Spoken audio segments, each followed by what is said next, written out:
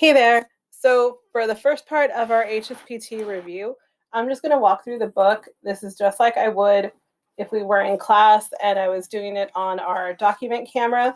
So I'm just going to walk through the mathematics section with you. So we're starting out just looking at a review of the basic skills that are necessary for the HSPT exam. So starting out, we're looking at integers and the natural world of numbers and whole numbers. So this starts out by telling us that natural or counting numbers are numbers such as 1, 2, 3, 4, 100, anything that you can naturally see in the natural world. We can't see 0 and we can't see negative numbers. So those don't count. So this is just looking at natural numbers that occur in nature that you can actually see. It's usually more helpful to describe the collection of similar numbers by using a set notation. We had talked about this last year. Set notations when it has the bracket around it, and that these are options that fill that criteria, whether it's a set of answers or it's a set just of numbers. In this case, it's a set of natural numbers, whatever it may be. So just keep in mind brackets are set notation. Then the next part goes on to talk about whole numbers, and whole numbers include 0. So 0 is added into whole numbers. Then you can use a number line to represent these in relation to each other. Then when you cruise on through to this part, they're just reviewing place value. So if we're looking at this giant number here, it's always ones, tens, hundreds, your comma, which is your marker of the 3 places, thousands, 10,000s, 100,000. Then your next set, which is millions, 10 millions, 100 millions, then billions, then 10 billions, 100 millions. So it always goes ones, tens, hundreds across the way.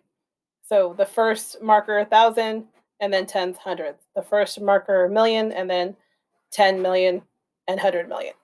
So that is just a review of place value for you. So if we've done that, then we can look at this next question that we're actually asked to do as an example, which tells us that we need to change this number into words. So if we just want to double check what the place value is, we have our 3 spaces and then a comma and then 3 numbers in front of it. So we already know we're in the thousands place.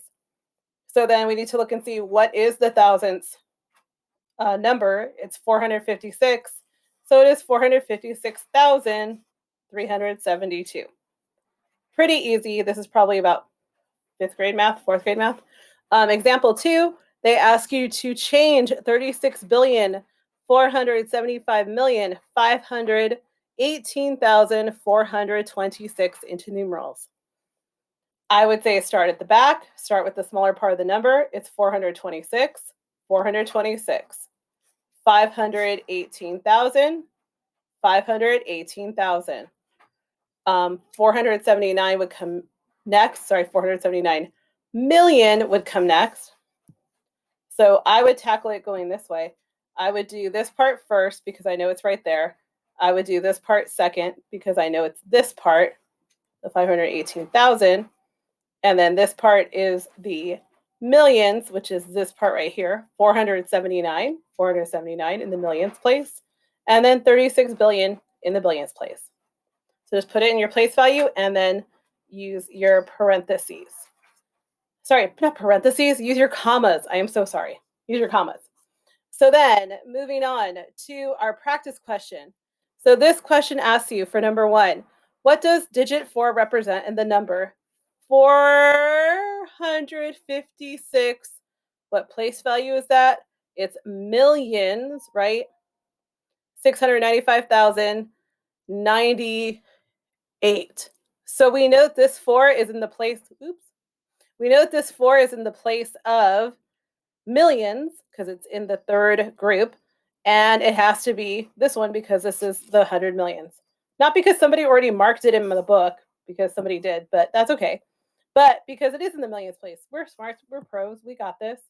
So it is the 100 millions place. Then for the next one, and you would not mark, I mean, obviously you're taking your HSPT digitally, so you would just choose that as your option, just like the STAR testing. You wouldn't be circling anything in the book or anything like that. So then this one says change the number 304 300,000, right? Because it's that first group of three. 373 into word. So 304. Let's see. 30,000? No. 304. That looks very promising. 1,000. Yes, that's right. The second part is 473. 473. That's the correct answer, even though it is already marked. It doesn't matter. We double checked it and we're totally good. If you want to double check, you could. But if you already get to the right answer, don't go back and double check the other answers. You've got to the right one. Mark your answer and move on. There's no reason to double check any of the other answers. Then this one is change 853,432,564 into numerals. So you're just writing it in numeric form. So I would double check that you have 853 million. So we know that this one's wrong because it only has a thousandths place. And then we want 853 million. It cuts off. So it's not you because you're way too high. So it's got to be one of these two. And then we can even cut to the back. 564, you're wrong. You only have hundreds. So this one, A is wrong. So it has to be C. And again, you don't have to go through all the hard work. Take the little shortcuts and see what the parts are that you need to know for the answer, and then mark your answer and move on. There's no award for staying and doing all the math. So let me cruise up to the next part of this. This is comparing integers. This is a little bit of old school 6th grade stuff. We know this. Negative integers were added to the whole number so that we arrived at a set of integers. Again, set notation, it can be in the brackets. And we know all negative integers go to the left of the 0 sign, and they go in descending order. So 1, 2, 3, 4, all the way off that way. And then we already know the positive number line goes off this way. Using the inequality symbol, greater than, compare 3 and -8. So they ask us to compare these two. Here is 3, here is -8. In relation to each other, 3 is greater than -8. So that would be how you would compare it. For the next one, use the inequality symbol less than to compare 6 and 0.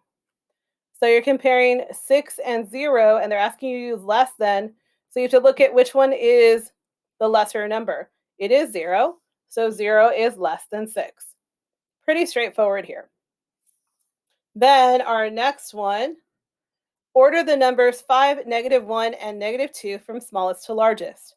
So we need to remember that the larger a negative number, the less it is worth, because the more in debt you are, the more that is owed. So we can look at the answer they gave us here, which is -2 is obviously the least amount, then -1, then +5 is way over here because it is worth the most. And we did do it the way they asked us, which is smaller to largest. And then if we did want to compare them in a comparison to all each other, we would just put the two comparisons together. So if I compare -2, oops, let me get my pen. If I compare -2 in relation to -1, -2 is less than -1. But then if I take this -1 comparison to +5, -1 is less than 5. So it's taking the two inequalities and just combining them together to make one statement for this whole line here. So that's all you're trying to show. So don't let it confuse you. It's just combining the two expressions together into one large expression. So here they ask us to use the inequality symbol of greater than to compare 2, 0, and -2. So they ask us to compare. So all we're going to do is make some really quick eliminations of things that don't make sense. So if I look at this one here, let me get rid of that. If I look at this one here, -2 is greater than 2. Well, that's bogus, so I'm going to get rid of it. That's not an option. Then it tells me 2 is greater than -2. Looks good to me. Then it also tells me that -2 is greater than 0.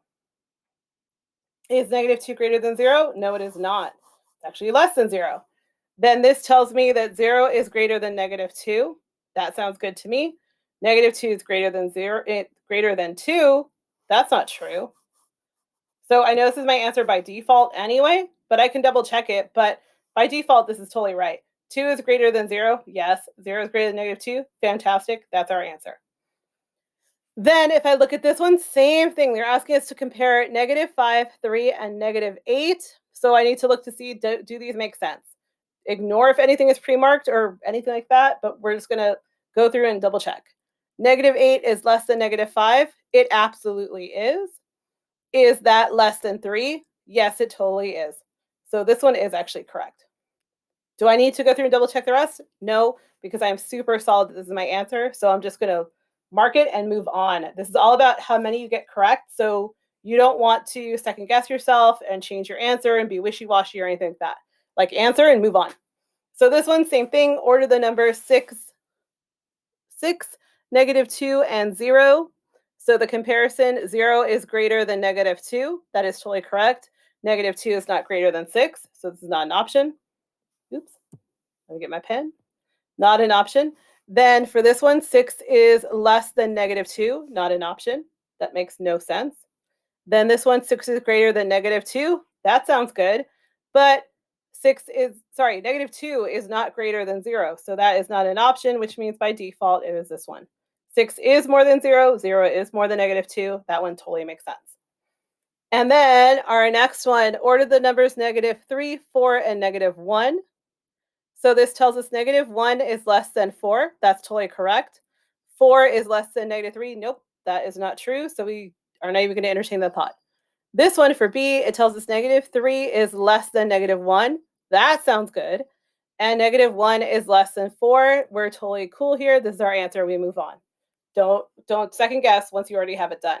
And if we wanted to double check, yep, we were right. The answers were here, and we were correct. Short and sweet. So that should be pretty straightforward and nothing too scary. Then moving into exponents, which we have done for the past 2 years, 3 years? My gosh, forever in junior high.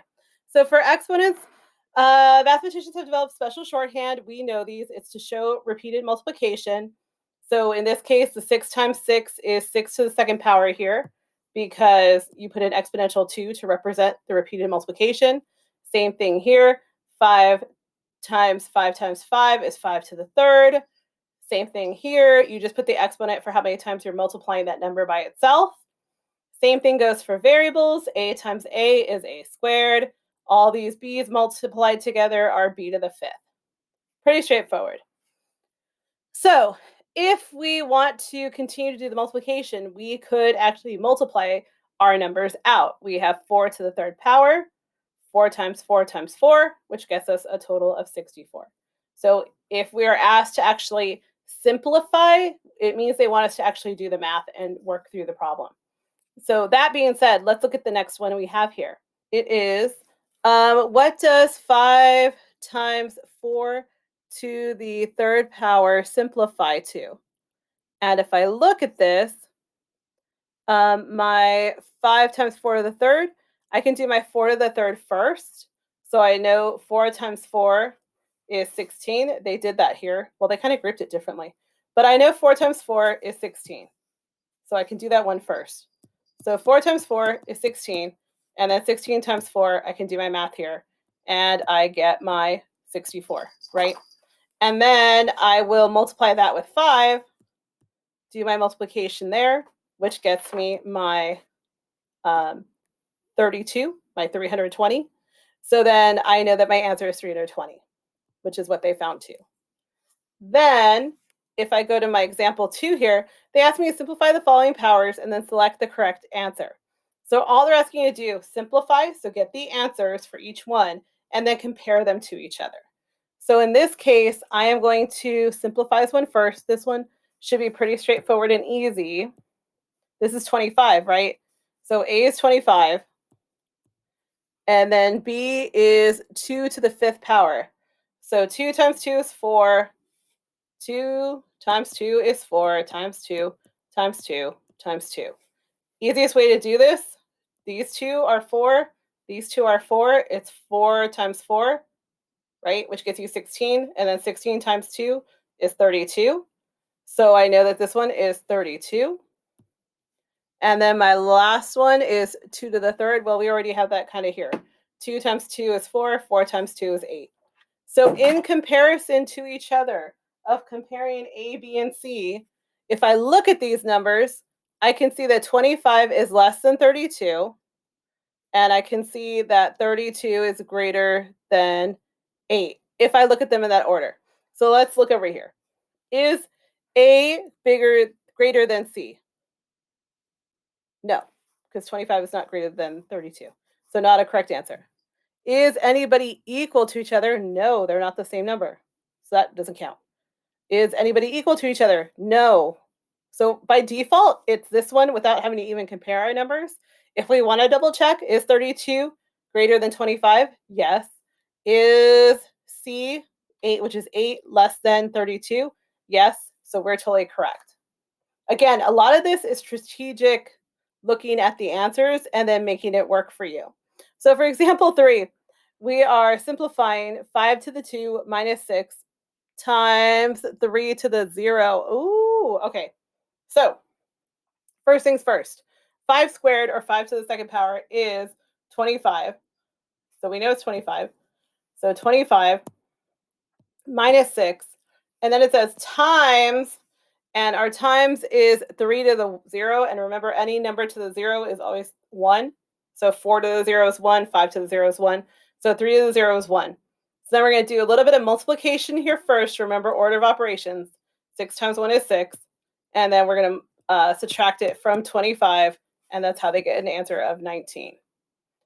Pretty straightforward here. Sorry, I forgot I need to switch. So then our next problems are same type of thing, simplifying. So we have 2 times 4 to the third power. So 4 times 4 is 16. 16 times 4 is 64, because we just did that one over there. So we're going to do 64 times 2. 64 times 2.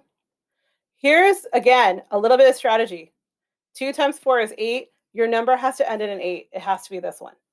You don't even have to continue your math. Yes, you can continue your math, but there's no honor in that or anything. It's just strategically get the answer and move on. Same thing here. What does 5 to the second times 4 to the third simplify to? We know 5 to the second is 25. We know this is 16. We just did it. 2 times 2 is 4. So we know it's 4 times 4, which is 16. So if we do our little math, 25, oops, I can't do it over there. If I do 25 times 16, and again, you're going to want to have scratch paper available to you, or your dry erase board, or whatever, while you're taking the test. I know that I get 30, I get 12, 15, and then I get 25. It ends in a 0. That doesn't help me. I get another 0. Does that help me? Nope, it doesn't help me at all. But I do know that it's 400. And then I'm out. And that's it. Because I already saw it. Again, no one's going to see your scratch paper, so you don't need to continue the math. Like, just bail out of it as soon as you get your answer. Then for number 3, simplify the following powers and then select the best answer. So 6 times 6 is 36. 3 to the third power is 3 times 3 is 9. 9 times 3 is 27. And then 4 to the third, we already know it's 64. We just did this. So this is A, B, and C. So is A less than C? Totally true. Is B greater than A? No. So A is not an option. Then our next one, C is less than B. Nope. Oh, sorry. C is greater than B. I apologize. C is greater than B. Yes. A is greater than B. Yes, we're done. Again, you don't have to look at everybody else because you already know that's your answer you want. Okay. Then the last part is to review order of operations. Order of operations, we're looking at performing arithmetic operations usually from left to right. However, sometimes parentheses make us group things so that we can do them ahead of time. So if you look at this one, there is some addition that's kind of been put ahead of everything with some parentheses. So that means you would add those two together like they did here. And then you do your multiplication. Same thing here. You would do your addition in the parentheses and then distribute with the 3. So the grouping happens, and It will overrule the order of operations, but you usually go multiplication, division first, in either order, left to right, and then addition, subtraction second. But again, parentheses can change the rules. So let's look at this first one that we're asked to simplify. I'm skipping off to the practice. So they ask us to simplify this expression. Let's see mathematically what's taking place. We might want to put some parentheses in just to make our life easy. So we have an exponent. So we have 5 to the 2. So exponents always go first because our rule is, oops, let me put our rule. Our rule is called GEMDOS. And we talked about this at the start of the school year. So grouping, exponents, grouping, exponents, multiplication, division, whoever you get to first, and addition, subtraction, whoever you get to first. So exponent is the first thing we get to in GEMDOS here. So I know I need to do that first. So I need to get my 25. Oops. Okay, so my parentheses are set up. I did my multiplication. 5 to the second gets me 25. I need to do a little bit of cleanup math here. -4 times +3 gets me -12. I will drop it down. My plus stays in the middle. My 28 divided by 4 gets me 7. And now it's time to go left to right, doing some math. So 25 minus 12 is going to leave me with 13. And I have with 13 plus 7, which gets me 20, which is D. And I'm done. That's it. And then number 2, same sort of thing. So I have 64 minus 3 to the 5th. Sorry, not the 5th, the 3rd. I have 3 to the 3rd. And then I'm going to add 6 times 2. So I'm going to have to do this exponent first, and then I'm going to have to do this multiplication second. So my 64 is going to drop down and wait till I have this simplified, which is 3 to the 3rd. So 3 times 3 is 9. 9 times 3 is 27. So 64 minus 27. And then I'm going to do this little bit of math here. It's 6 times 2, which is 12. So plus 12. And then I'm going to do a little bit of math.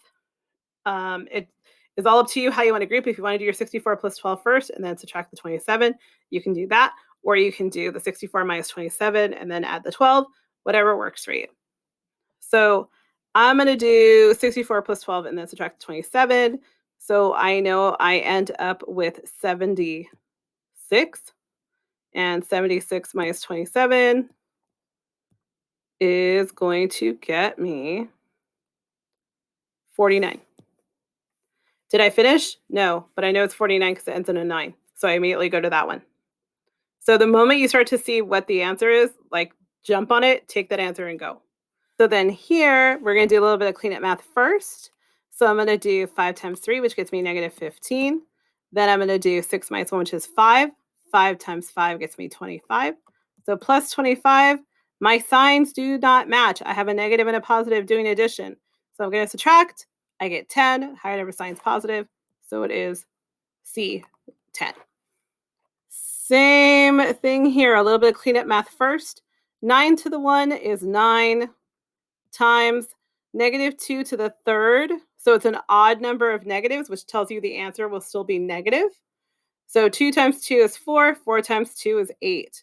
So I already know these two are wrong because they're positive. And it's got to be one of these two. 8 times 9 is not 27. So even if you forgot your multiplication tables, you still should know that 8 times 9 is not 27. So you know it has to be -72. And then pick that as your answer and move on. Cool? Okay, next one, and I think this is the last part, is rounding integers. So sometimes you want to get an approximation of the number. We know that we use the 5 and we round it up. So if the digit is 5, we go up because we round up to the nearest 1. If it is 4 or less, we stay at the number we're at. So in this case, we're going to look at the place value for number 1. So for number 1, they ask us to round off 456 to the nearest 10. If we look, our tens place is 5. Oops, I did not mean to highlight that. Sorry. It's a 5. So we're going to look at that number. We're going to look to the one. Do we round up or do we round down? It's a 5, so we're going to round up. So 456 is closer to 460 than it is to 450. So for the next one, number 2, we're going to round off 5,678 to the nearest hundred. So we're going to have to look at our hundreds place. Our hundreds place is right here. It's the 6. So if we look at that 6, are we going to round up to 700 or are we going to stay at 600? There is a lot going on behind the 6, and the 6 is higher than 5.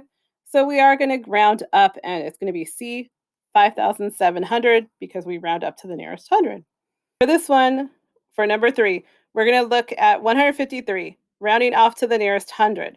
So we look at our place value, and we have 153. 53 is definitely more than halfway to the next hundred. So we're going to round that to 200, because 153 is closer to 200 than it is to 100. Then if we look at the next one, we have 153 rounded off to the nearest 10. We are going to round it to 150 because 53 is closer to 50 than it is to 60. So we're going to end up with 150, which leaves us a difference of 50, which gets us to A. And that is how we do 3. Then for number 4, what is the sum of 483 rounded off to the nearest hundred? So 483, would we round it all the way back down to 700 or round it up to 800? Definitely 800, it's closer to it. And then 437 rounded off to the nearest 10. 37 is closer to 30 than it is to, well, sorry, no, I take it back. 37 is closer to 40 than it is to 30. So we are going to stick to 440. And then we subtract those two. Oh, no, we add them. I'm so sorry. So then I rounded this to 800. I rounded this to 440 because it rounds up to the nearest 10 because it's 37. So that tells me I bump up the 10 because it's higher than 5. And then we're going to add it up together. So we know we end up with a number that ends in 40. So I don't even have to consider these two. Those two are bogus. So it's either going to be 1,240 or 1,140. And if I add them together, I know that 8 plus 4 is 12. So I know it's going to be this one. That's it. And you don't even have to write it out. If mentally you can get it done, then you're done. And that's all good. And then the last part of part 1 is looking at prime numbers. Just a short review, prime numbers are numbers that are only divisible with themselves and 1. So 2, 3, 5, 7, 11, 13, 17, 19 are prime numbers.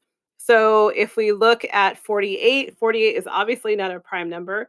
It ends in an even number, which means it can be divided by 2, just off the top of the bat. So like it ends in an 8, 8's divisible by 2, so it's not prime. This one, which of these numbers is prime? I already told you, it's 17. If you didn't know that off the top of your head, 8 can divide by 2, 2 can divide by 2, and 35 can divide by 5. So it has to be the number that's not divisible. That's an easy way to rule stuff out, just in case you get stuck. So let's see. Our sample problems should be short and sweet. What is the next prime number following 28? So is it 30? No, 30 is not prime. Is it 31? Is 31 a prime number? It is, so we'll leave it there. Is 29 a prime number? Yes, it is. Is 29 a good option after 28?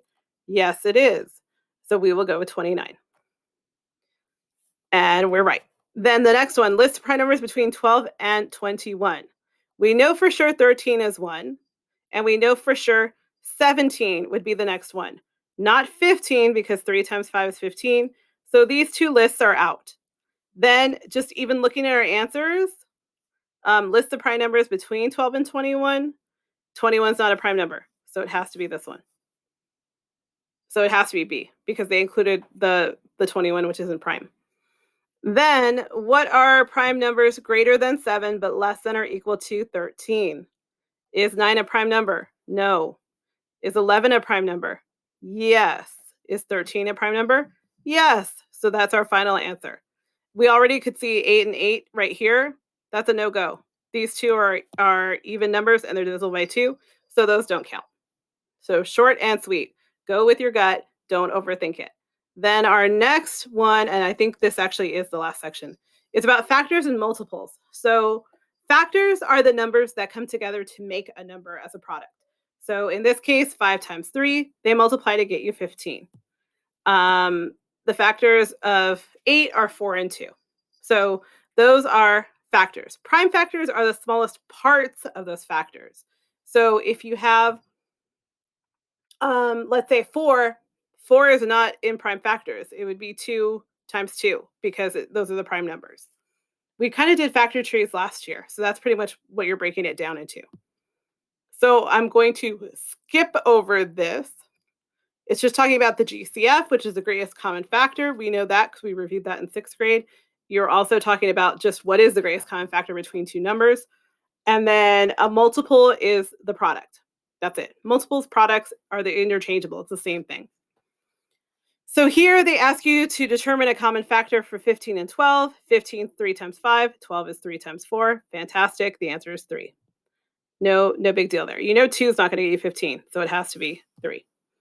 Then let's look at ones that we can actually do together. So, whoops, let me change my pen. Okay, so let's look at some ones we can actually do together. And yeah, I know the answer is at the bottom. Don't look at them yet. So find a common factor of 15 and 55. What multiplies to get us 15? 5 and 3. Or 15 and 1, you could use that. However, we got to double check that 15 can go into 55. Can 15 go into 55? Let's double check. 15 into 55. Can it go in? How many times? 4? Maybe. No, not 4. 5?